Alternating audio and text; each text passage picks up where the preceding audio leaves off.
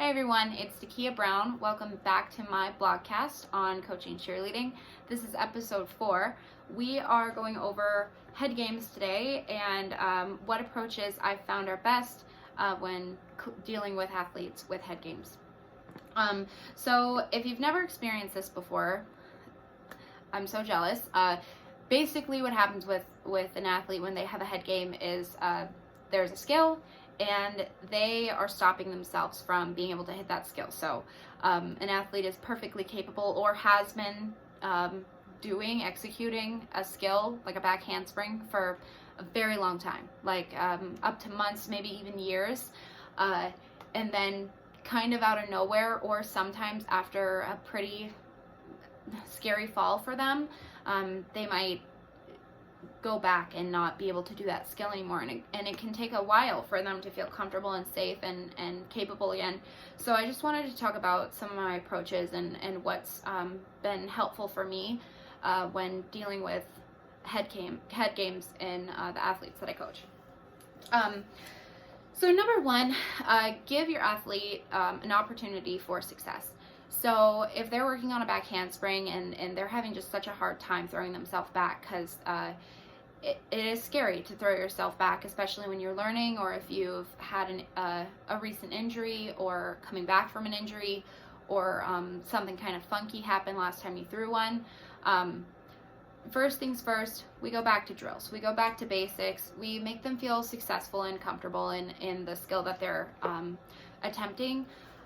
So back to the drawing board with the skill, making them feel like, okay, yes, I can do this. I can do every single one of these drills perfectly, and convincing them that it is completely in their head. So once they make that decision to throw the skill is going and they're back to it. That happens a lot of the time, where if you just go back to drills, they'll be fine within a few practices.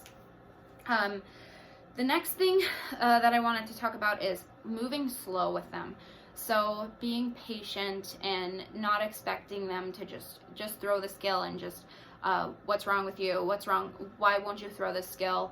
Frustration is not going to translate well with an athlete with a head game. And it can often bring frustration for them. Your frustration will be mirrored to the rest of the team from the athlete experiencing the head game. And that can really bring team morale down.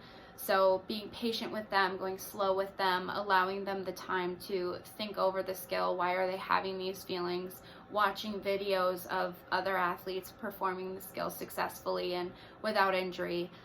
Those kinds of things, definitely helpful.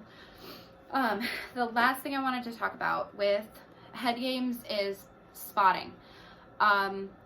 The only time I will spot, I'm talking about tumbling here, the only time I will spot an athlete on a skill is if they have never attempted that skill before. So this is first, second, third try of practices attempting this skill, and they are not confident on it yet, and I am there purely for safety.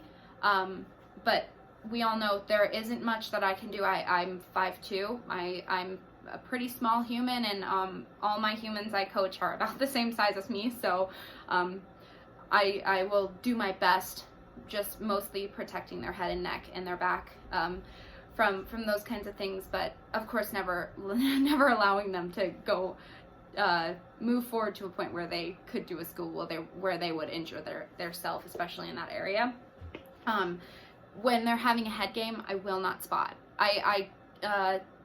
It doesn't help. It hasn't helped me. It might help another athlete, but in my personal experience, spotting an athlete when they are experiencing a head game will cause them to never want to throw that skill unless you are on the floor with them. And during a competition or on the field, I can't walk onto the mat. I can't walk onto the field and spot you for your round off back handspring tuck. It's just not going to work. So holding that ground with your athletes and saying, you got to throw this skill when you're comfortable, like going back to those drills again, if that's what it takes, being patient with them, but staying away from the spotting in the head games is definitely, it has definitely been the thing that has worked most for me. So I hope you enjoyed this little discussion on head games, and I hope to catch you on the next one.